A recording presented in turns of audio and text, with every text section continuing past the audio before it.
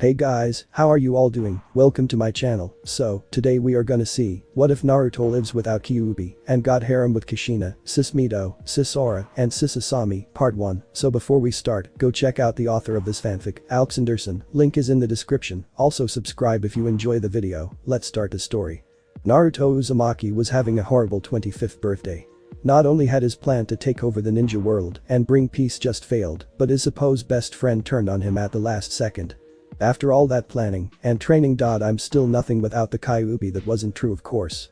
He was by far the most powerful ninja alive. He thought back to how he defeated Madara Uchiha and Sasuke. He just reversed the ceiling on the statue of hell and boom, all the tailed beasts ran around killing people, and when I saw all the tailed beasts, I mean all. So in the end Naruto did lose the fox, but what the hell. He was considered the strongest ninja in the world. But one thing he overlooked was that his body was no longer immune to poison. That was his one mistake, well, unless you count him trusting the people closest to him as one. Which he now did. His wife Hinata was not the one that really killed him. She poured the drink, but Sakura was the one that made the poison. The thing that really pissed him off was the fact that Hinata was under some sort of mind control. She had some distant look in her beautiful lavender eyes. Like she wasn't really there. Then it struck him. Sakura was a master of Genjutsu, and she had always held a grudge against him for killing Sasuke, and now she found a way to get back at him. The man that almost brought about peace. Sure, there were wars, but in the big picture a few lives for almost a billion was a rather good price. You have any cough idea what you've done? He might as well ask her just so she was sure that she knew what she was doing. She narrowed her eyes at him. Of course I do. I'm avenging my Sasuke-kun. Don't worry, your whore will join you soon. She was then about to kill Hinata with a very powerful kick when she found she couldn't move. Shikamaru? She saw him in the reflection in the golden mirror that covered one of the walls of Naruto and Hinata's bedroom. Sorry we didn't get here in time, Naruto. Choji took care of her. Shikamaru got a nod from his friend as he used his clans to make his hand grow to the size of a person and grabbed hold of Sakura and took her out of the room. There was going to be a public execution later and they would need her for the chopping block. Tsunade came running into the room. Oh no, she then went over to check Naruto and Hinata. Is Hinata going to cough be okay? Naruto was going pale and his vision was fading. Lady Tsunade didn't have the heart to tell him that Hinata had also been poisoned and she wasn't in much better shape than him. She'll be fine, but I'm sorry Naruto, but she was interrupted by Naruto. So she's dying too, huh? That sucks. He could feel her life force fading and he knew that he didn't have much time. Please don't let my dream die. I know about your deal with the Shinigami. I know it's a lot to ask, but he was interrupted by a massive hug from Tsunade. Of course I won't let it die, she said through tears. Thank you mom, and with that the most powerful ninja died. Naruto was standing in front of Hinata in an unending black ocean. Naruto-kun, I'm so sorry, I didn't know what. She found herself unable to talk as Naruto had closed a gap between them and covered her mouth with his. After a little while they gently pulled apart. I know him, he said with a smile on his face. Hinata just then noticed that they were standing on seemingly nothing. Where are we? She asked, looking around fearfully that this was what the end looked like. Just never-ending blackness. The fact that Naruto was here made things much more bearable, but still. You are here at my request. They both turned to see who the voice belonged to. You're the Shinigami. I saw Cyclops' team use you to seal Kabuto, but what are you doing here?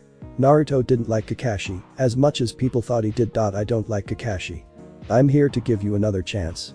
You made watching your world fun for some time, and by the looks of it you would have for some time to come, but then that wench poisoned you. I have to say that was a twist, but now you're dead and life is getting uninteresting again. He then looked at him for some time. So are you going to agree to live again or what? Both Naruto and Hinata looked at each other. But what about Hinata-chan? Sai, look, the only way for you to live again is if I send you to another dimension. And you know why? It's cause there is a body that would fit you perfectly that needs a soul. Naruto and Hinata looked lost. Look, you know when your first memoir was? Yeah, I was like 3 or 4. What does that? That was when you finally got a soul. You see, energy can't be destroyed, just redirected, and souls are just energy. Get it? I need your soul with or without your memories. Right now some 3-year-olds are just on autopilot. I'm giving you a chance to start a new life, yes or no? It's okay Naruto-kun. You deserve a second chance, Hinata said, holding his hand. After a long kiss he and Hinata broke apart. Okay Shinigami-sama, take me to my body. The death god smiled and then snapped his fingers. And you'll be in a different dimension so things won't get old.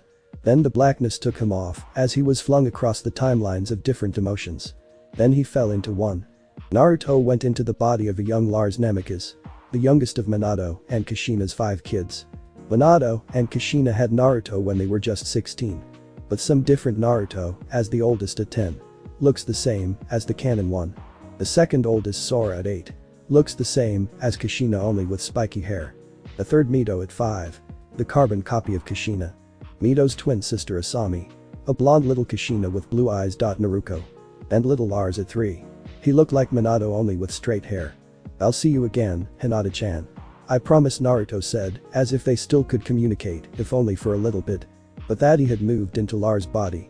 He would have to start from scratch, and he didn't have the Kyuubi to heal him, and he would have normal chakra for some time.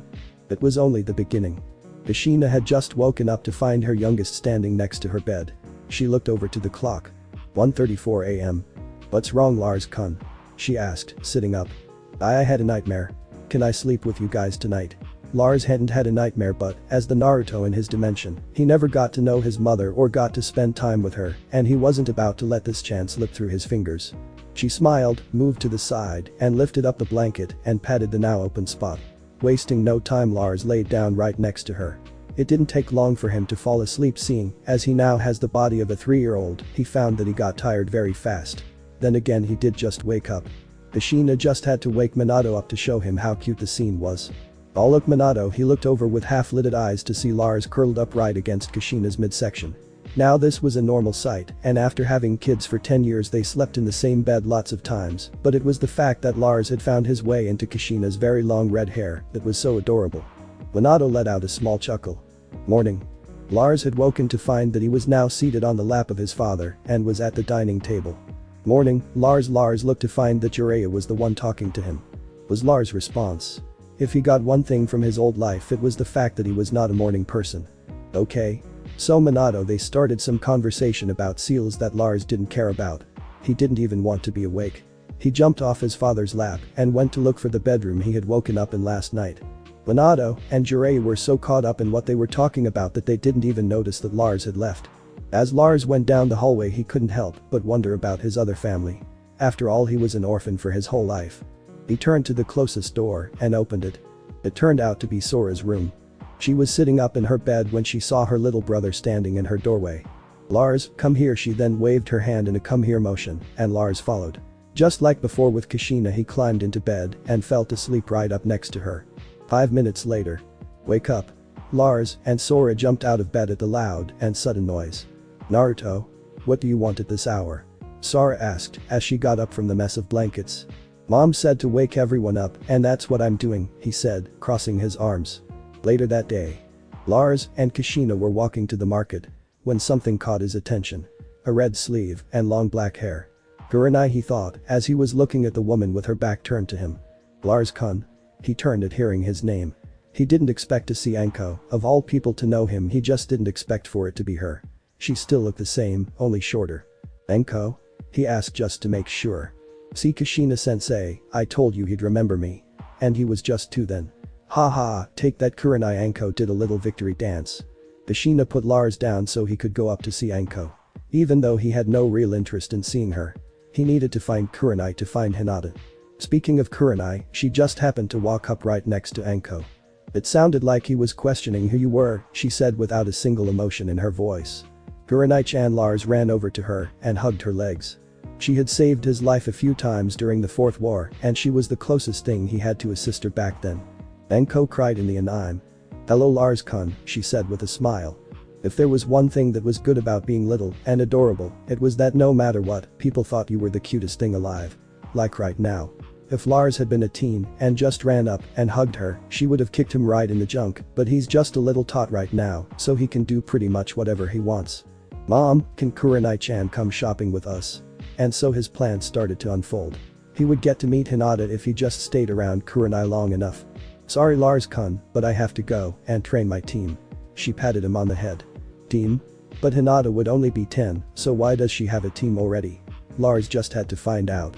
Can I watch you guys train? He was going to meet Hinata no matter what. Kushina-sensei, would you mind if Lars watches our training? Not at all. If Lars is with you, then I know he's safe. Could you just watch him until 2? After they agreed, Lars went off with Kurenai to the training fields. Training field 8. After meeting the team, Lars found out something that he didn't take into account. Hinata loves Naruto, and he wasn't Naruto here. The saddest part was that Naruto loved some Uchiha girls.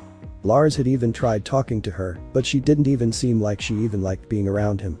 Well fuck, she'll probably just get married to some other Hyuga. Lars had to rethink his life. At least there was some good news this day. He found out that the third ninja war didn't even end, so graduation was a 10, and that Minato had yet to make the Rasengan. Minato had instead chosen to confess his feelings for Kushina and pursue a relationship, but he was still the yandere with the flying thunder god technique.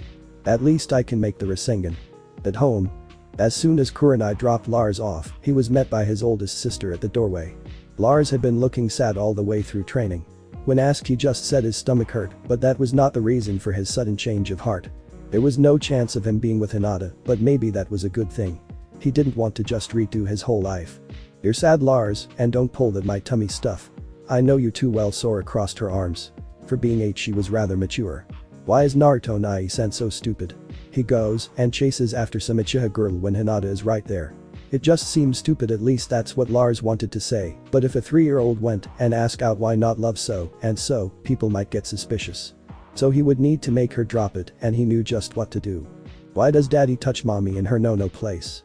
Poor Sora didn't know what she was in for. She seemed to get rather uncomfortable by this. Lars, have you been spying on people? She yelled as she finally regained her train of thought. No, they were in the kitchen, but why would I have to spy on people to see them do that? He was going to make her regret ever asking him anything today. Sora spent the next 2 hours trying to explain love to Lars and get him to stop asking her such unbecoming questions. Finally, Minato and Kushina along with the rest of the family got home. Then Lars went and asked her something that would make her leave him alone for certain. So if I touch your no-no place, that's love? Lars asked, looking genuinely confused. Minato, Kushina, Jiraiya, and Tsunade laughed their asses off. Naruto chuckled. Mito and Asami looked confused.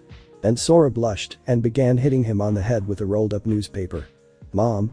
Lars keeps asking me nasty questions, she said as she kept smacking Lars on the head as he tried to run away. 4 years pass.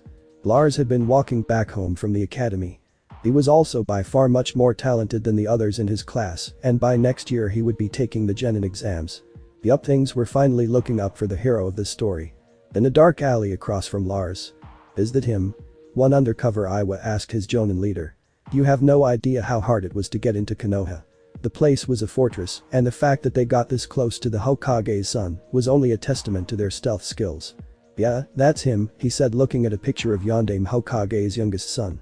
They already called him a prodigy in the ninja arts. Now that was a problem for Iwa, so they were going to get rid of said problem. Back with Lars. Someone's following me, 2 ninjas, one of Jonin chakra and one of Chunin chakra. Good thing I'm a chakra sensor here, or I would have missed them. Lars smiled as he turned the corner that led to a training ground. He had been trying to remake the Rasengan, and all he needed was a human test dummy. Let's see just how much I've grown. As he entered the training ground, he dropped his book bag and went to the middle of the stony field. The Anbu will notice I haven't taken the normal way home. That leaves me about 3 minutes before they get here. Just enough time to test out my new jutsus. Lars cracked his knuckles. He turned to the 2 chakras that were hiding in the woods. They showed no sign of coming out. So you're just going to sit in that tree, huh? Well, too bad for you, I'm a chakra sensor. Lars then went through 3 hand seals. Dragon tiger hair. Water release, violent water wave. He took a deep breath, then exhaled. A massive amount of water shot out of his mouth and smashed right into the tree they were hiding in, effectively knocking them out of it. Water now covered the field. So Iwa ninjas, huh? Then again, who else would be stupid enough to attack me? He crossed his arms. Kid, do you really think you stand a chance against a Jonin and a Chunin? The tallest member of the 2-man unit said as he stood up. Lars smiled and jumped onto a large rock that was near the middle of the field. He then brought his hand into the snake hand seal. Lightning release, false darkness. A bolt of lightning shot out of Lars' mouth and struck the water. The Jonin was able to jump out of the water in time. The Chunin on the other hand was fried to a crisp. Lars fell to a knee, gasping for air. Wow, that took way too much out of me. If I'm gonna use the Rasengan, I can't misses. Lars stood up in the now covered in steam training ground. The steam was not enough to hide in, but it did make everything a little hazy. The C-rank water and B-rank lighting ninjutsu form a 7-year-old kid. I have to say I'm impressed, but you're almost out of chakra. To think that one day you would be a major threat to Iwa. It's a good thing you're going to die here. The Jonin then shunshined right in front of Lars and brought his kunai down. cutting through Lars' left frontal sinus cavity. Ouch. But it was a bad choice on Jonen's part as he was not in range. Rasengan. Lars had the Rasengan in hand and pushed to try it into the Iwa ninja's stomach, sending him flying into the wall of the cliff that overlooked the training ground. Knocking him out but not killing him. Just then a squad of 10 Anbu jumped down into the field. They looked at the sight in front of them with disbelief. Namikaze-sama, are you alright? One of the Anbu was by Lars' side in a matter of seconds. On seeing the deep gash, she activated a healing and started to heal his forehead. Just then Minato and Jiraiya Sunshine entered the field. Lars. Minato ran over to his son. Lars then collapsed from chakra exhaustion, pain in the head. Hospital. Lars woke up to find he had a bandage over his left eye and right hand. So the Rasengan is too much for me right now. He then noticed that there was someone laying on his bed, or someone's. He sat up, then looked down and saw a Redeed and a blonde. Asami and Mito. What are they doing here?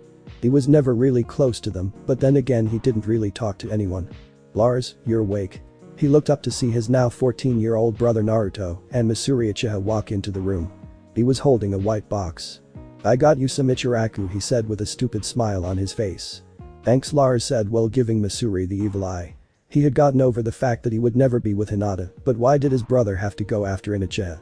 Sasuke's cousin and probably the nicest Uchiha, which meant she was up to no good. Mito and Asami woke up at the loud volume that Naruto was talking to. They looked surprised. Lars. They said at the same time as they tackled him back onto the hospital bed. Now my body. Just as everyone in the room finally got seated, an Anbu appeared. Lars-sama, the council would like to see you. Then Anbu disappeared and left the 5 people alone. Lars, did you hear him say when they would like to see you? Naruto said, raising his eyebrows a few times. I know, dearest brother.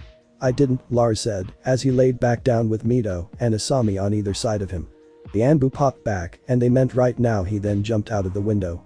Damn it, Lars got out of bed and with his sister's brother and brother's girlfriend, they left for the council meeting chamber. Later, a council meeting. Lars sat down in a chair in the meeting room by himself as Mito, Asami, Naruto and Misuri had to wait outside the room. Dad? Why did you need to see me? When he was in trouble he always called him Dad. Never Hokage-sama. Tried to keep the I'm your blood thing going, it almost never worked. Lars con the council, and I would like to know just how you managed to kill a Chunin and incapacitate a Jonin. I hope you understand that you're not in trouble. I would just like to know what was this Rasengan you used and how did you learn a C rank water technique and a B rank lightning one? Lars shuffled his feet and looked away. Can I pass to the next question? Lars Kakuzu Namikaze. You will tell your father how you learned 2 high rank techniques and just what you used on the Iwa Jounin. Kushina yelled as she was sitting next to Minato. Wow, she's scary. Wait, did she just say? My middle name is Kakuzu. How did he miss that? Don't change the subject. Well, the lightning one I learned from your scroll, Dad, and the water scroll was yours, Mom. It was just sitting on the table, so I thought they were there for anyone. The other, the Rasengan, is one that I made. He said that making an A ranked was an everyday thing. I saw Minato, looked at some of the clan heads, and got a nod from them. Lars-kun, thank you for answering the questions, and next week you will be taking the Genin exam with your sisters. You're dismissed, Minato said with a smile. Lars was surprised by this. He had thought that they would demand for him to explain the workings of the Rasengan, not let him take the exam for doing it. Thank you, Hokage-sama. Lars bowed and left. Outside the meeting room. Lars, how'd it go? Sora asked as she had joined the rest of her family waiting for him. They want me to take the Genin exams next week. Mito and Asami jumped for joy at hearing that their favorite brother was taking the exams with them. Naruto's a distant second. The next few hours were spent with Lars being taken all over the village to celebrate. Back at home. The Namikaze family were sitting at the dinner table enjoying some of Kushina's cooking. Lars just couldn't take it anymore. Is anyone going to ask me about the Rasengan or not? He worked hard to remake it and was a little disappointed that no one seemed impressed. Minato laughed at that. Lars-kun, I made the Flying Thunder God technique when I was 15 and to this day I haven't told anyone how it works. Not even Kushina or Jiraiya knows. The point is that you made a powerful technique and it's yours to do with as you please. Minato then stuffed some rice into his mouth. Lars pouted, then turned to eat as well. Mito was feeding him as he was a righty and could use chopsticks with his left hand. That ended the conversation for that night. 2:45 a.m. Lars woke up to the pain of laying on the wrong side again. Stupid head and arm wounds. He then heard the door open. Lars? Are you awake? The voice of Sora. Yeah, Lars said, sitting up. She ran over to the bed and hugged Lars. "Don't die. Okay." He felt his shoulders start to get wet. "She's crying." Lars didn't know what to make of the situation. So he just hugged her back. "Like someone could kill me." Lars had been trying to think of a way to mix up his life a little. He didn't want to do the same thing over, so bringing peace was out of the question. The Genin exam is tomorrow. I could always become Hokage if I did that already. How about I make some ultimate that was in my world, but not here. Now to just pick one. He thought of all the fights he was ever in. Well, only the ones without A. Of all the ones he was in, there was only one that caught his eye. His fight with Kakuzu. For reasons unknown to him, his middle name here was Kakuzu. The man was almost immortal and could use all 5 chakra. I really need to find out why that's my middle name, then it clicked. That's what the Shinigami wants me to do. He jumped out of his bed, then went over to his desk and pulled out a piece of paper. I may not know how he did it, but I know enough about it to recreate it or make it better. He started writing down ideas. Yes, he wrote a little. Yes. He sped up his writing. That makes perfect sense. He had pulled out more sheets of paper and was filling them with ideas of how the technique worked. Outside Lars' room. Kushina was walking by Lars' room and heard her son mumbling to himself. Just when she was about to go and see what was bothering him, Lars shot out of his bed and ran over to his desk. Then she heard him say. Yes, he wrote a little. Yes. He sped up his writing. That makes perfect sense. He had pulled out more sheets of paper and was writing on them as well. Kushina was a little shocked. She never saw any of his kids act this way. She heard Lars stop writing and speak some more. And just connect them here and here, that could work. Lars jumped up. It could work. Now Kushina just had to ask. What would work, sweetie? She had opened the door and was leaning on the doorway. Lars' eyes went wide. And nothing, mom. Just stuff and whatnot, Lars said, covering the papers on his desk. If she saw that he was writing up ideas on how to control threads to rip people's hearts and other organs out and put them in his own body just to live longer, there was no telling what she would do. Kushina looked at him worriedly. Is there something you need to talk about, Lars-kun? She walked over to him, kneeling down to bring herself to his closer level. No, he was looking down. He didn't want his mother to think he was some sort of monster, and if she saw this, then she most likely would. Once again Kushina looked worried. It's okay, Lars-kun, you can tell me what's wrong. She then bent down even further and hugged him. He just couldn't take it. He told her about the technique he was thinking of, and surprisingly she was amazed by what he had come up with.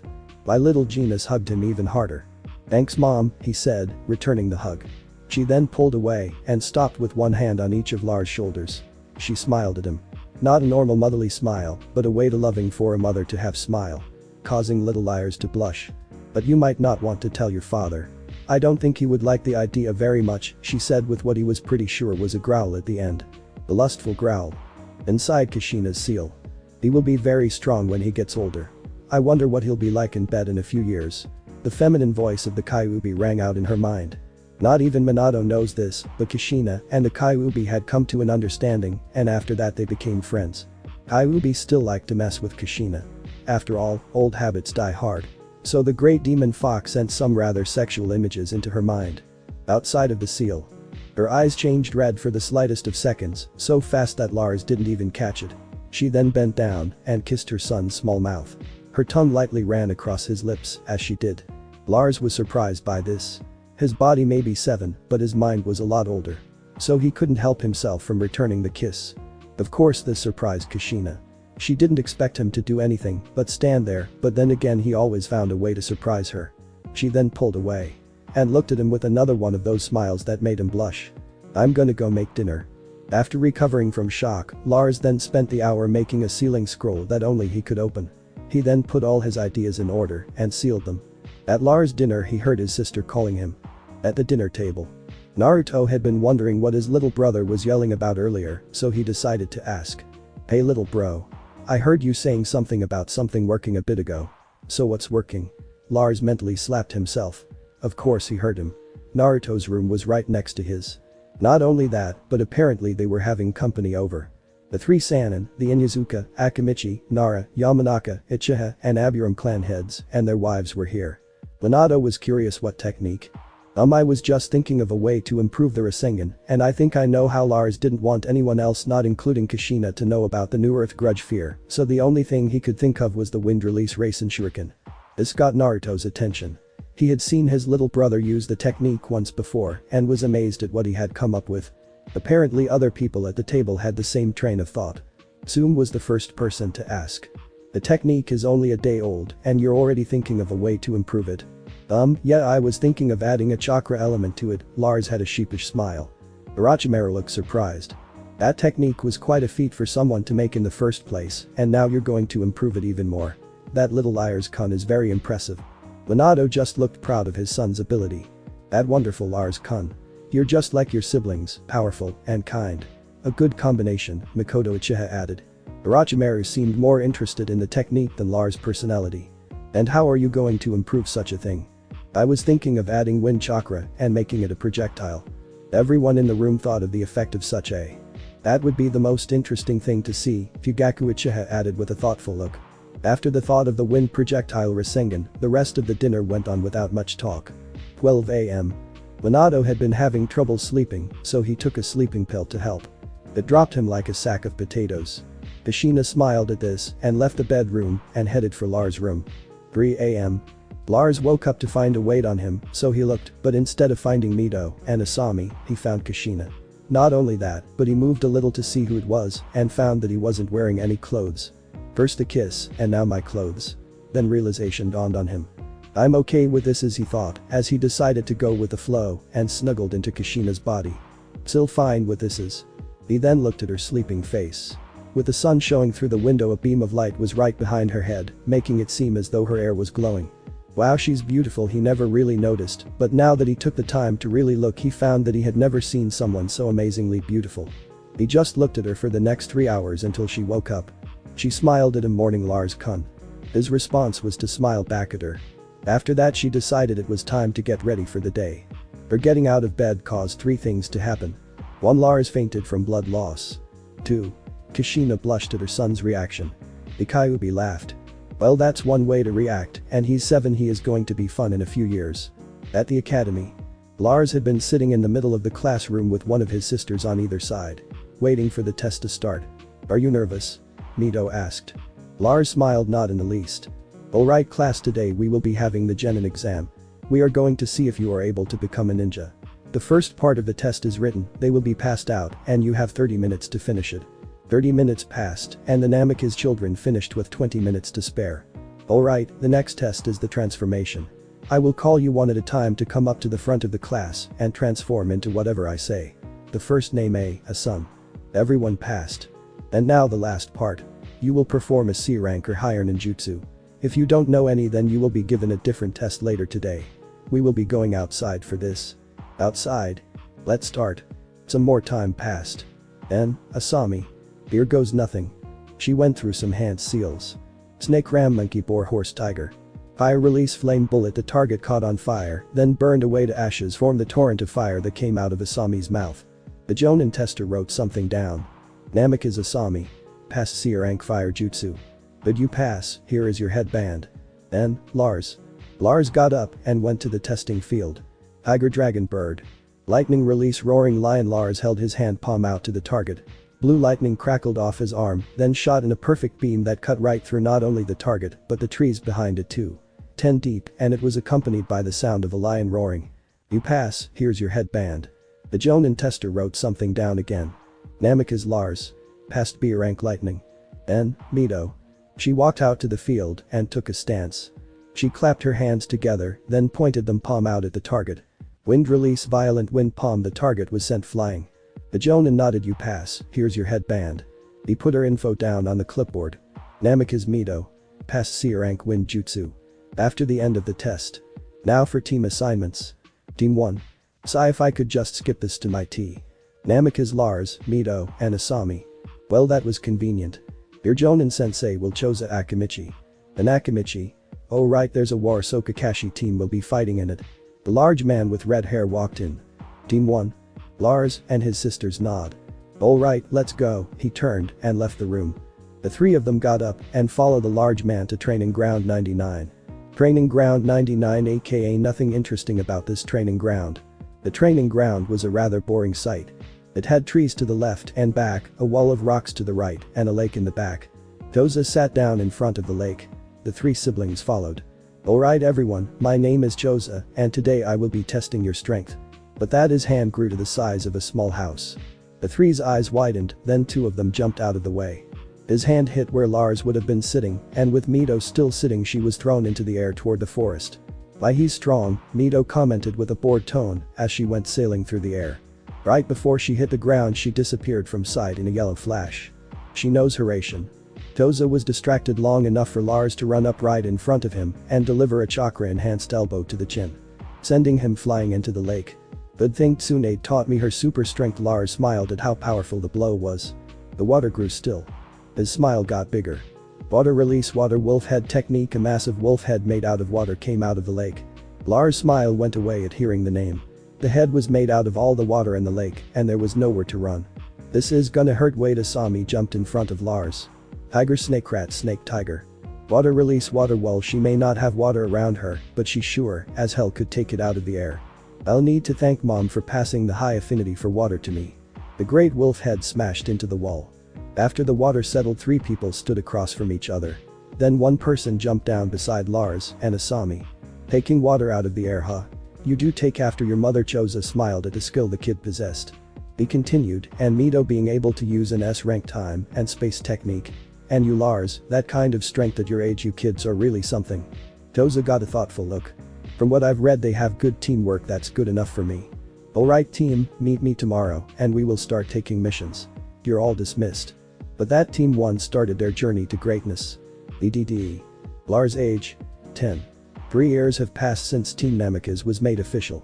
Things had once again started to look up for Lars as he finally had an assignment. They had to deliver an important scroll to the Fire Daimyo that contained reports about Kumo. It seemed that they would be going to war with not just Suna and Iwa, but Kumo as well. But enough with the bad news, for Lars had found out that not only that his mother liked him or his sisters as well, and they had very interesting ways of admitting it. First was Kushina, just a few days after becoming a genin. Kushina's confession. Lars' age? 7. Lars and Kushina had just gotten into the door of their home after a day shopping for new ninja equipment. After they had put everything away in storage scrolls, she said something that made Lars blush. "It's hot out and you're all sweaty. Come on, let's go take a shower together," she said with a smile. Okay, he thought of protesting, then remembered that just a few days ago she kissed him and was sleeping next to him. Master bathroom. Kushina had just taken all her clothing off and stepped into the shower. She looked over to her youngest with a questioning glance.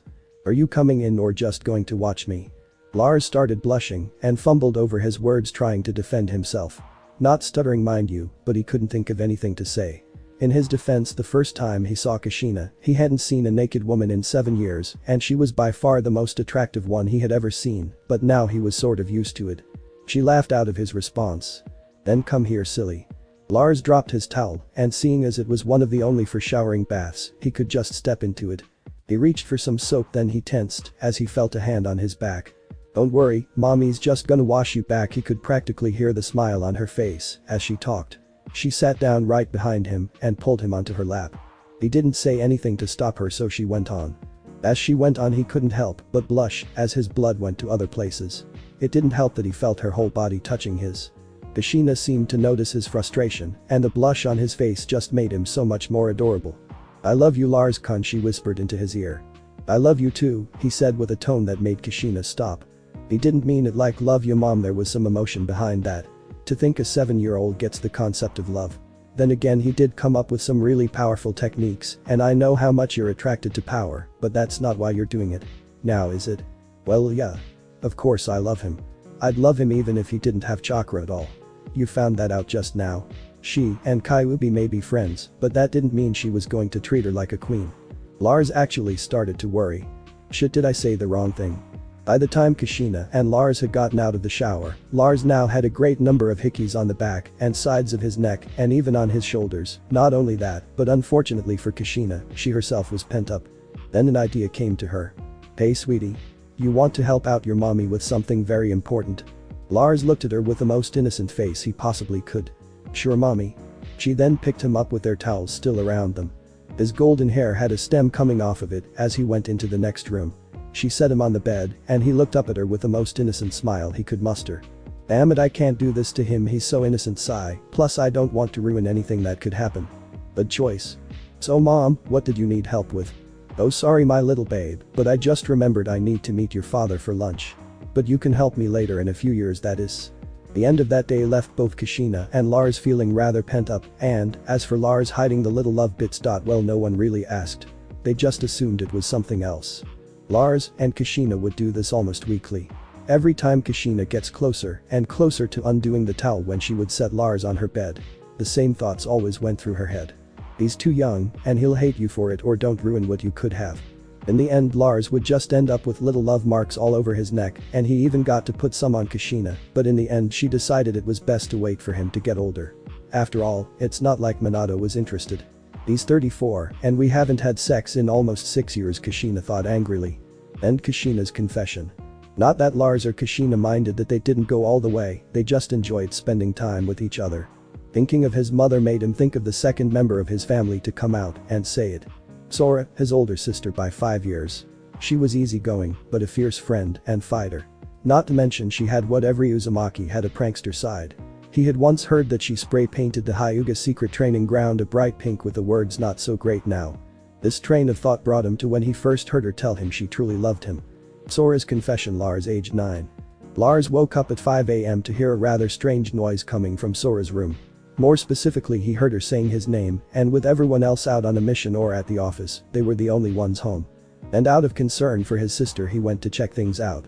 Lars silently walked down the hallway to Sora's bedroom door. At first he thought of knocking. Instead he chose to listen to hear if anything was wrong. So he pressed his ear to the door. Inside Sora's room. Sora had woken up about an hour ago from a dream of Lars and her doing unmentionable things. "For Kami's sake, he's my brother, and I'm thinking of him like this," she thought for the umpteenth time over the years. First he was so cute as a baby, and now he's a hot preteen. Then again, I'm only 14, not that much older than him. Maybe I should just drop a hint or two to let him know. She started to think about her and Lars. She was so caught up in her train of thought that she didn't even notice that her hand had started to move on its own. She twitched as her hand made contact with her wet entrance. "Lars-kun," she whispered under her breath. His eyes widened as he finally heard what she was saying. "Wow, she's thinking of me while she does this." He made his move. Even if she would throw him out for doing this, he had to try. He put his hand on the doorknob and turned it. "Lars, if you ever tell anyone about this, I'll cut your balls off." Whatever Lars was expecting, it was not that. He nodded a few times, then turned to leave, but was stopped by Sora's other hand on his shoulder. "But now that you've seen me naked, you'll have to buy me dinner." She had a very serious expression. Once again, all Lars could do was nod. After dinner at the ramen bar. After dinner, Lars had found that his sister could eat just like him. By that he meant about 5,000 ryos worth of ramen. A D-rank mission costs the same. Lars was walking with his sister on one of the lesser used roads of Konoha, and at 8 p.m, there was no one else out there but them. Suddenly Lars was pinned against the ground with Sora on top. "I love you, you know that, right?" Her face was now just an inch away from his. "I love you too." He was cut off by her putting a kunai up against his lips. "No, I mean I love you." She took the kunai away. Lars smiled, "And I mean I love you." After that day, Sora just seemed much happier. Then Sora's confession. Back to current time. Lars, age 10. Now Lars just couldn't help but think about Mito and Asami. He knew they had feelings for him, but they never said it. "Can't have anything, I guess," Lars thought sadly. He really loved everyone in his family. Not really Minato, because he found his job much more important than spending time with his family. Naruto at least found time to spend at home, even with his friends and his girlfriend. But not everything was good, as things with Kumo had started to heat up. With the kidnapping and death of Hinata Hyuga. It seemed that by the end of this week, there would be 4 great nations in the war. Lars was thinking on the way home to the Hidden Leaf. "Man, now I'm gonna have to kill Killer B, that sucks." A few days later, in Lars' bedroom. Lars sat on his bed as he asked Kushina if he could get something very special. Kushina had to admit that what Lars was saying was a little confusing and made her uncomfortable. "So you want me to give you some of the Kyuubi's chakra so you can heal faster?" That didn't really make much sense, seeing as the Kyuubi's chakra was dangerous to anyone but her. "Yes and no, the technique will replace most of my insides, and I don't want to be all ragdoll looking, so I'll need to be able to heal really fast so I can make it perfect," Lars said, trying to get his mother to agree to giving him one of the most dangerous substances in the world. "After you show me that it works on something living, then maybe," Kushina said in a matter-of-fact tone.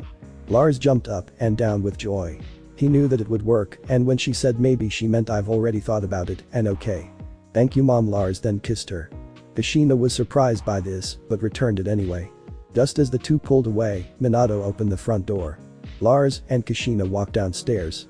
Minato didn't look too happy. He took a seat at the kitchen table. "Hey Dad, what's up?" Minato let out a sigh. "Nothing good little buddy, nothing good." Kushina put two and two together. "So we're at war with Kumo?" She asked to take the seat opposite Minato. All he could do was nod. Minato had called a council meeting, and after reviewing the facts they were left with no choice. Kumo had kidnapped a ninja of Konoha, and that ninja just happened to be a Hyuga. They only had one option. Konoha had declared war against Kumo. A week later, 5 people stood in Minato's office waiting for his orders. They were all of Jonin level, even if some were still of rank. Naruto, Mikoto, Kurenai, Guy, and Lars. You 5 have been selected for an A rank mission. You don't have the option to decline, so don't even ask. He waited for the information to settle in. You will be reporting to General Jiraiya in the camp on the border of Lightning Country. You will depart tomorrow. You are dismissed. But that the 5 ninja left. And so war starts, Lars thought to himself as he left for home. He would need more than a few things for a long-term mission. Before departure, Lars and Naruto had just returned home to find no one there, or so they thought. Naruto looked at the clock. 7:35 p.m. Naruto turned to his little brother. He really didn't know what to say. His brother was only 10 and they weren't very close, and now they were going to be killing people together. Lars looked at him with a glare. "What are you looking at?" He forgot that Lars didn't care much for him. Even if they hardly knew each other. It's not that Lars didn't like his brother. The opposite really. He loved his brother, not like his sister and mother but as family. Naruto just reminded him of his last life. He royally fucked up his last life with his stupidity, but what really made him mad was that the Naruto here was not stupid. He was a commie damn genius. Not as good as himself, of course. After all, Lars had 20 or so more years of training. And Naruto was a bit of an arrogant d-bag. "Nothing, I'm going out." Naruto turned and left out the front door. Going to see that Uchiha girl or get drunk, that was also one thing he didn't like. Naruto was 17 and rank with other Jonin, Uchihas are just by himself, and when he was drunk, he was a total ass. But enough about Naruto, Lars had more important things to think about. Like finding Kushina. "Lars-kun, Naruto-kun. Is that you?" Kushina called from upstairs. "Just me mom." Lars walked up the stairs and into Kushina's room. He didn't bother to knock, he checked the house for other chakras and found none, so he and Kushina were all alone. Once Lars walked into her room, he found her in just a towel. "You know sweetie, we haven't took a shower together in almost 2 weeks and we won't see each other for a long time, so how about one more time before you have to leave, and I know for a fact that everyone will be out of the house until tomorrow morning," Kushina said with a seductive smile. Lars smiled and nodded. He followed her to the bathroom. Looks like it's makeout showing and naked cuddling. Later that day. After a 6-hour show, Lars and Kushina chose to call it a night. "Night Lars-kun," she said, giving him one more kiss. "Night mom." He fell asleep lying naked, tucked right up against an equally naked Kushina. Next day. Lars and Kushina woke up an hour before Minato was to be home. It wouldn't be too good if Minato found out about his wife and son's little loving monuments. So Lars had spent the rest of the time getting ready to be deployed. He now stood in a weapons shop. "Hey Lars." He turned away from the display to find who would be calling him. He saw some girl he didn't know. Yeah." The girl was now just a few feet away from him. "You don't remember me?" she asked, pointing to her face. Now Lars was feeling a little uneasy. Should he know who this was? She didn't seem familiar. Brown hair and 2 purple rectangles on her face. Not really ringing any bells. Lars shook his head. "Well, I can't really blame you for not remembering. You were just 2 at the time. Well, I'm Rin, one of your father's students. He probably told you about me, you know, like whenever you do like father and son bonding stuff, right?" Lars gave her the stone face. "Look lady, I don't really talk to my father and he doesn't really pay much attention to me," so Lars turned back to the weapons. "Maybe if I ignore her she'll leave. Oh, that gauntlet looks cool. I used to be a sword master, so why not choose a different weapon?" "What? He doesn't." Rin just couldn't believe that the man she thought of as a father would ignore his son. "Sai, look, I know you must think my dad is some kind of living god, but I have news for you. The most time he spent with me was the time I painted the Hokage mountain and he lectured me about how impotent his status is. So if you don't mind, I'm being deployed today until the war with Kumo is over, so I would like to spend that time not talking about my father." Lars picked up the metal glove and went to the checkout, and after paying for it he left. Leaving a stunned Rin. What just happened?" "At the Namika's house. Sora's bedroom to be more precise." If you were to walk in you would find a blonde boy being pinned to the bed by a girl with long spiky red hair. Lars was finding out just how skilled Sora was with her tongue. Kami, how does she turn it like that? He actually felt her tongue wrap around his. After a few minutes she pulled away. And damn Pant, how did you even do that? Lars just had to know. Being friends Pant with Orochimaru's apprentices has its perks. Sora then smiled and hugged him. She didn't really care that she was laying on top of someone a foot shorter than her, not that Lars minded either. Even though she weighed more than him. They just laid there looking at each other. She started running her fingers through his hair. "You're so cute," she smiled, but then a worried look came to her face. Lars caught it right away. "I'll be fine, no weak-ass lightning ninja could kill me." Lars didn't know that she could move so fast because once he said that she had once again covered his mouth with hers. They kept at this for a little bit until it was time for Lars to leave. Right, as he was about to leave, Sora stopped him with a hand on his shoulder. "Promise me you'll be back," she had a pleading expression. Lars looked up at her and smiled. "It's a promise of a lifetime." At the north entrance. "Hello Lars-kun," Mikoto greeted me with a motherly smile. Lars nodded and returned the smile. He couldn't help but notice her altered appearance. Of course he didn't expect her to be in the same clothing at home in a war, but it was still strange to see her in ninja attire. She wore a black Jonin vest with the Uchiha symbol, black ninja outfit, and some sort of mix of a ninja sandal and heels. Kurenai spoke up. "Looks the same as main Janime. Now that everyone is here I think it's time we departed." Looking at everyone. They all nodded and left for the southern lightning country. 2 weeks later. "Kami, why is lightning country so far away?" Naruto asked for the 10th time. He seemed to be getting on Lars' nerves. "Cause it's past you and Shimo country and we just got to Shimo," Mikoto said in a tired voice. Tired of Naruto's complaining, not the journey itself. "And how far is Shimo from lightning country?" Guy asked, wondering just how much longer he was going to have to run jump. Lars was surprised that Guy was not as workout crazy. "Cause I'm gonna get there in 3 days no matter what. Hahaha. If not then I'll go the entire way back on my hands, and if I can't do that," Guy continued with a smile. "Never mind about him not being workout crazy. Sorry Guy, but it's another week." The sigh was heard from Naruto, Lars, and Kurenai. 1 week later. The team just arrived at the Konoha ninja base in Lightning Country. When an Anbu jumped down in front of them. "Jiraiya-sama asked to see you as soon as you arrived. Please follow me." They nodded and walked behind the masked ninja. Jiraiya's tent. The Anbu stopped outside the tent entrance of Jiraiya-sama. They were here and then disappeared. A muffled enter was heard, so the 5 of them went in. Jiraiya looked up. "Good, you're all here. Now you 4," he pointed to everyone but Lars. "Will be some of my generals," he said, leaving the 4 shocked. "Now Mikoto," he pointed to her. "You will be in charge of the ambushing and communication squads." Wolf. Just then an Anbu with a wolf mask entered the tent. "Take Mikoto to her squad," the Anbu nodded and the 2 of them left. "Kurenai, you will be leading the Jinjutsu and information gathering squads." Cats like Mikoto left. You will be in charge of the infantry." Tiger. The same thing happened as the other 2. "Naruto, you will be leading the light assault teams." Rabbit. Again an Anbu entered and Naruto left with her. "Now for you Lars. Before we continue I would like to talk to you," Jiraiya asked as he got his first look at Lars in over 3 years. He wore a dark red long-sleeved shirt under his Chunin vest and black pants with black closed-toed shoes and his Konoha headband around his neck and a gauntlet that went up to his elbow on his right arm. Jiraiya had to hold a small giggle in his hair. It was tied up and looked like a yellow crescent moon, but he quickly got serious. "I was wondering how you feel about this." He gave Lars a worried look. He was his godson and he knew just how terrible war could be. "I don't understand the question. Are you asking how I feel about killing or the war in general?" "About killing, how do you feel about killing?" Jiraiya clarified. "It's necessary for the war and to protect the." He was cut off by Jiraiya. "No, not what you've been trained to say." Jiraiya crossed his arms. "He wants some sort of little kid answer, huh? Well fine. I'm scared," Lars said with his head down. He even started to cry. "Thank Kami I'm a good actor." Jiraiya had a concerned look and went over to the 10-year-old and hugged him. "I know you shouldn't be here. You may be a Chunin and I know you've killed more than your share of people, but no kid should have to go through this, and remember that no matter what, I'll be here for you if you need to talk," he said, smiling at his godson. Lars wiped his tears away and thanked the old Sannin. After Jiraiya had finished the family moment he went into ninja mode. "You of course won't be a general, but your role is important. You will be a member of the heavy assault unit.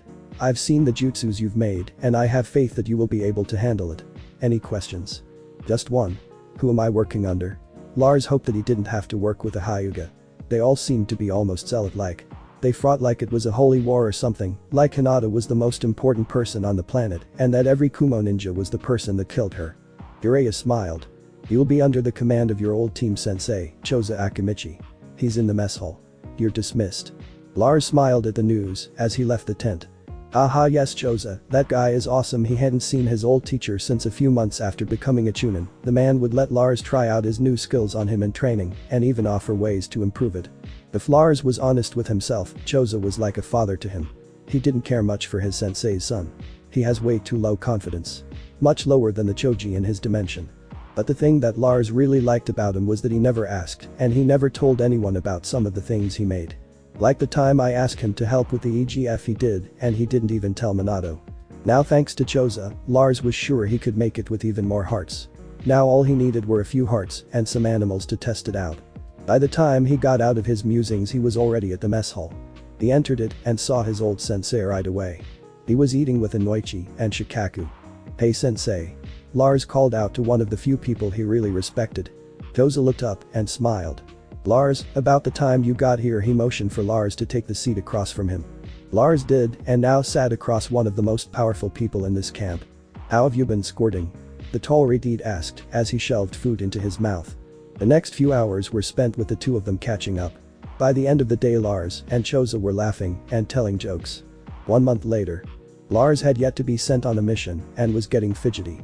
Even Naruto has already gotten to do something. Lars huffed to himself. On the bright side he had time to train.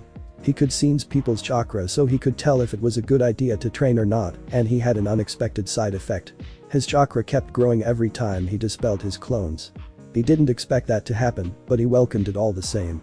He once had around Jonin chakra and by the way it was going by the time he was 15, he would almost have Jinchuriki levels. He hadn't even tried to use the Sage mode. Unlike other techniques it had to be mastered by that body and he didn't want to turn to stone. Now most people would have some trouble getting over losing one of the most powerful skills, but Lars was used to it and his version of the EGF worked, then he would have no problem dealing with a Sage. 1 week later. Lars got up and was out of his tent in a flash. That's a big chakra headed this way. He made his way to Jiraiya's tent.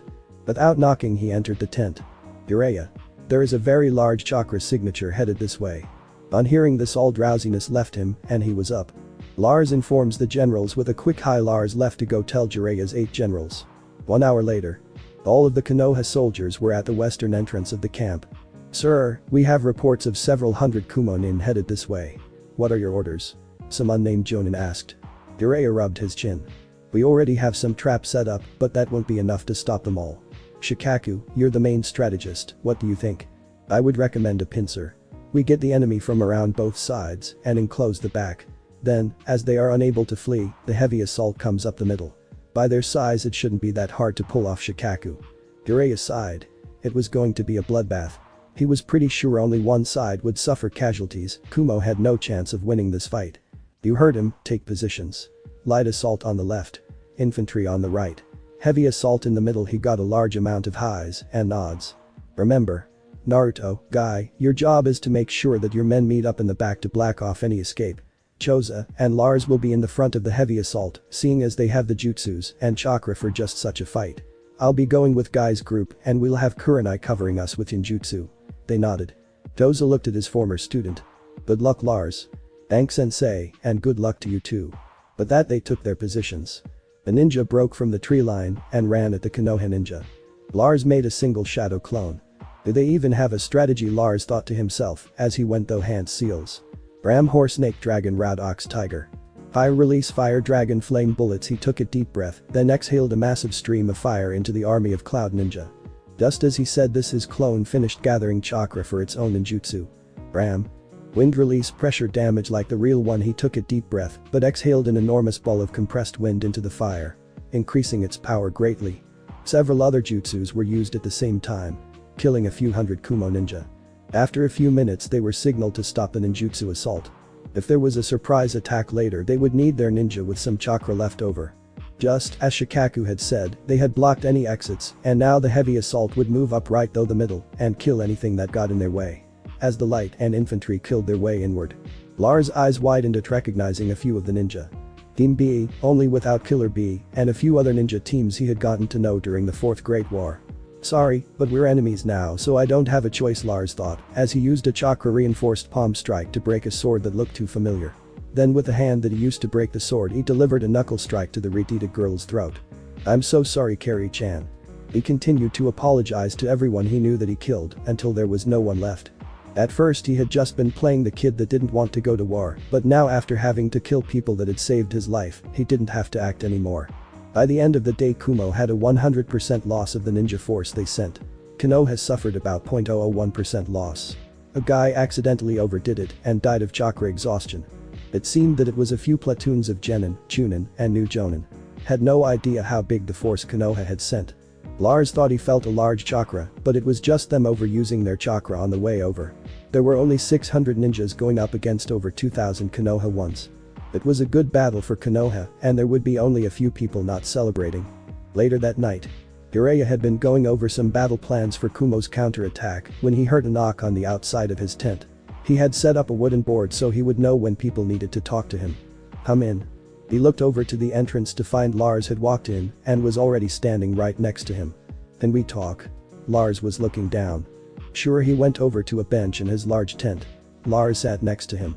So what did you want to talk about? He had expected Lars to not take his first massacre very well. Lars spent the night asking questions and getting advice. He had forgotten how wise Jiraiya was. By the end of the night he felt much better and found that he was exhausted. As soon as he lay down he fell asleep. 6 years have passed since Lars had killed Team B, and Konoha's peacemaking team had grown as well. Now over 6,000 ninja, but not everything was good. They had gained and lost several cities and very small provinces, and many good ninja died as well. He had gotten over their deaths rather quickly once he just got a new outlook. Thinking that they are not really the ones that had saved him. They may have looked like them and had the same chakra and techniques, but they were far from the same. The Team B here would most likely kill him if they had the chance, so he no longer had any problem killing people he once knew. We join New Jonin Lars as he makes his way to the tent of one of his superiors. That's a major chakra headed this way, and why are there so many people out? He bumped into the sixth person after exiting his tent. He finally made it to General Makoto's tent. Makoto-sen, I need to talk to you. Yes, Thread Boy? Makoto asked playfully. She liked making fun of Lars' title. But fighting so many battles, Lars had gained himself a title. Lars of the Thread is not a very intimidating title, but people who knew how he got the title were rather terrified. He kept a backpack filled with long black thread and would control them to restrain people and remove vital organs. Since he didn't want to look all stitched up, he would have to wait before he could implant them into his body. She looked over to the now 16-year-old Lars. His appearance had changed greatly over the short span of time. He had on a large black backpack the size of a duffel bag. He also now wore a dark red coat that stopped at his knees, a black shirt with the Uzumaki clan symbol on it. He even got a new gauntlet with an arm guard and iron shoulder plate. But the most noticeable thing was his lack of Konoha symbols, like no headband or flak jacket. Not to mention he now wore metal greaves and boots. Lars was starting to look less and less like a ninja. There is something I feel you need to know. There is something big on its way over here. Large numbers and one massive chakra. Makoto's eyes widened. I have already informed Jiraiya, and he's calling a meeting of all the generals. Lars then disappeared. Not in a swirl of leaves or fire or smoke, just disappeared. Jiraiya's tent. Everyone was important at the meeting. Lead Jonins, generals, even the head medic. Alright everyone, Lars has sensed a gigantic chakra coming from Kumagakure. So he will explain what's happening. Everyone turned to Lars. He moved over to the map of Lightning Country and pointed to the northern part of the base. Early this morning I sensed a huge chakra signature coming from the north. I know it's demon chakra. So. He was interrupted by one of the generals. And just how do you know what demon chakra feels like? He had a smug look. An Uchiha. Because Uchiha-san, my trainer just so happens to be the container of the Kyuubi, and she trained me to see demon chakra. So I think I know the difference. He sent Uchiha a glare. Now, as I was saying, the chakra is most likely the two tails, seeing as it's nowhere as powerful as the Kyuubis. The best plan would be to separate it from the group it's coming with and deal with it that way, so we'll have to have. Once again he was interrupted by the same Uchiha. And why are you the one coming up with the plan? Shouldn't Shikaku-san be making the plan? Shikaku sighed. I have no experience dealing with Jinchuriki, Lars Dos, so the best option would be for someone who knows what we're up against to be making the plan, and would you stop interrupting, it's troublesome. Lars continued, we'll have to fight it one-on-one if we want to take it down without killing the host. Makoto found that strange. Why not kill the host? It would make things much easier. Now it was Lars who sighed. The host of the Two Tails is the daughter of the Raikage. If we kill her, we lose a bargaining piece. Just think what the Raikage would give up for his only daughter. If things go well, we could end the war with Kumo and start fighting in places that we should be at. Like Iware Suna. They saw his point. No one looked like they were going to ask how he knew that the Raikage's daughter was the container, which was a good thing, seeing as Lars didn't really have an explanation for knowing. But who is going to be fighting it? Guy asked whoever Dos will be in for a major fight. Jiraiya was the one to answer that. That would be me. I'm the only one here with the skill needed for this kind of fight.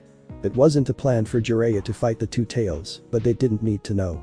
Naruto looked a bit confused. Okay, but what about the rest of the Kumo forces? Shikaku explained the plan. Earlier before Lars woke up the other. Jiraiya-sensei, the only reasonable choice would be for me to fight her. I know how to counter demon chakra attacks and what seals to use on a Jinchuriki. Lars did make a point. Jiraiya himself never fought Kushina, but she taught Lars how to do it without killing them. The others would never allow it. Then don't tell them. I could just as easily call her out before the fighting starts. I lead the Two Tails away and you make sure no one interrupts again. Lars made yet another point. Even if it did seem dangerous.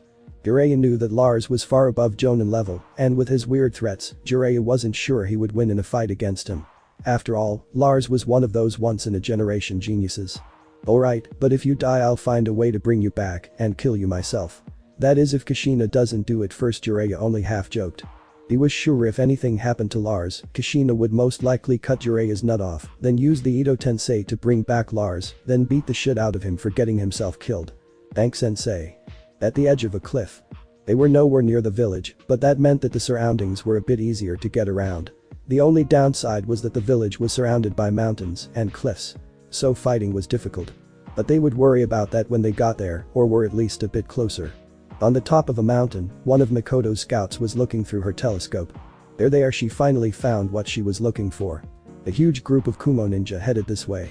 She then shot off a firework to signal the rest of the Konoha ninja. Seeing as it was sunset they would be able to see it. Down with Jiraiya and others. The scout was running to General Makoto's tent. Makoto-sama, Scouting Team 4 has just confirmed that there is a large number of Kumo ninja on their way here. Good, inform the others with a hi. The ninja left to tell everyone else. Let's see just how powerful the daughter of the Raikage is, she said to herself as she looked in the direction of the Kumo ninja force. But Jiraiya and Lars. And then they made me their king and an orgy was held in my honor. Jiraiya finished his story. Lars sat there staring at him. Wow, that was the dumbest thing I've ever heard. You expect me to believe that you met a bunch of people the size of mice and saved their entire island and they made you their king. Then they had a miniature orgy in your honor.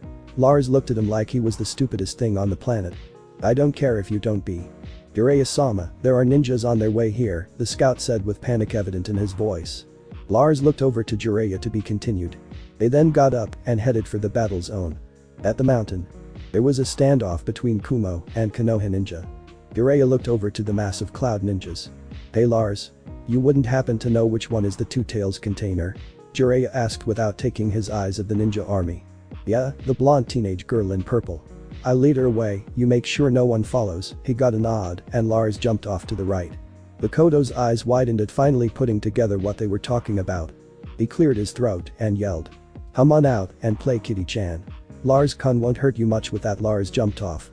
He didn't even have to look to see if the girl was following him. Well, that was easy. With Yujito. Did he just say he was Lars? Her commanding officer asked. Yes, so what? He ran away. Sayujito. Lars is the name of the Yondaime Hokage's son. One of the missions we were supposed to do is kill him. Go after him. He yelled at the little girl. Yujito's eyes widened upon hearing this. She heard how he killed 20 jonin by controlling a thread. Hi. She then jumped off after him. Oh no, I'm gonna have to fight him, she thought nervously. Back with Jiraiya. Makoto looked at Jiraiya. He's fighting her by himself. Jiraiya nodded. He'll be fine, so try to focus more on the enemy. Makoto turned back to the Kumo forces and whispered. You better hope he's fine. Back with Lars. He had been jumping for a few minutes now and he felt Yujito right behind him. He looked to find that she was pretty far behind. You're pretty slow for a demon, he called back. He used to be a Jinchuriki so he knew what buttons to press. That seemed to get to her as she seemed to speed up. Purple chakra is already starting to come off of her. Almost there. Lars had set up a few traps at a clearing a few minutes away. Once he got her there, she was done for. The clearing. Lars landed and jumped away from a fireball that ended up where he was before he jumped. Man. Demons do have bad tempers, Lars said with a smile. Just then Yujito landed. Who are you calling a demon, Moon Boy? Yujito said, trying to sound intimidating. Moon Boy? Really? That's the best insult a demon can make. Ragdoll Yarn Boy, but you go with Moon Boy. He said, putting his hands behind his head. You'll pay for that demon comment. She yelled, pointing at him. Lars looked shocked. Demons take payment now? I'll learn something new every day. Lars put a finger on his chin to look like he was thinking. Die. A stream of blue fire shot out of her mouth at him. To slow the demon, he said from behind her. He then kicked the crouching girl in the side before she could turn around, sending her flying into a tree until she cut right through the tree and landed on her feet, that is, and a cloak of chakra surrounded her in the shape of a cat. Lars crossed his arms. Just like Mom and me. So you really are a cat demon? He heard her sniff. His eyes widened as he recognized the scent. Wait, are you crying? He couldn't believe it. She was crying in front of an enemy ninja. Shut up. You Konoha ninja are just like everyone else. You think just because we have demons in us that we are them? Her lip trembled as she said this. Lars didn't get a good look at her first, but now he saw that overestimated her age. How old are you? She was so small, he didn't notice when he kicked her cause she was crouched, but now. What does it matter? You're gonna die, so there's no point in telling you. She then charged at him. Lars sighed and held his hand in the snake. Right before Yujito would have hit him, threads made out of chakra came out of the ground and held her and her chakra back. Then the threads pulled her to the ground where a seal was now viable. She couldn't move and she couldn't use chakra. He saw panic in her eyes. And then no please don't. She was tearing up before, now she was crying.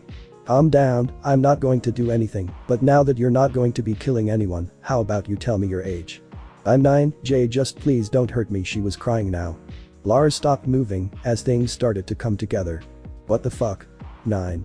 And why the fuck is she so terrified about me? Oh no. It made a scene now. She was so thin and small and terrified by being unable to move.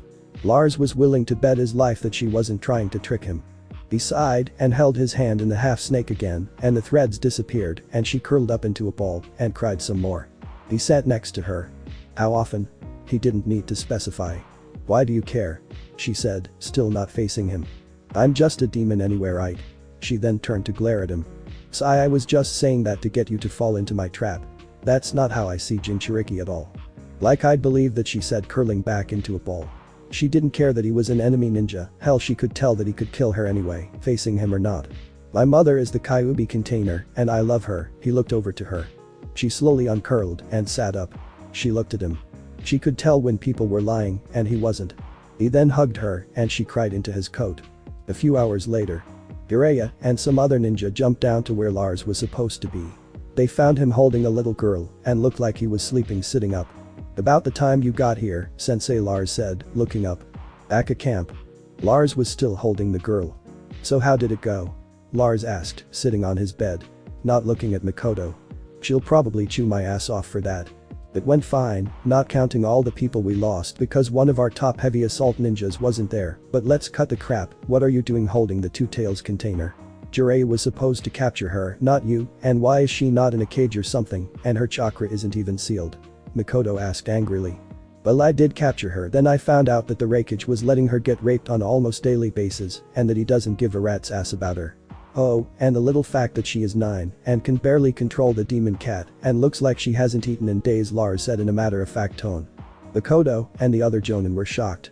Oh, the poor thing, Mikoto said, quickly going into mother mode.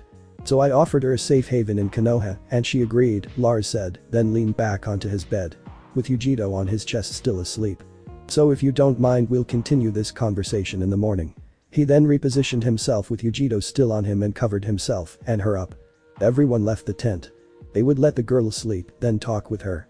Thanks for watching my video and make sure to check out the author of this fanfic, link is in the description. See you next time, till then sayonara.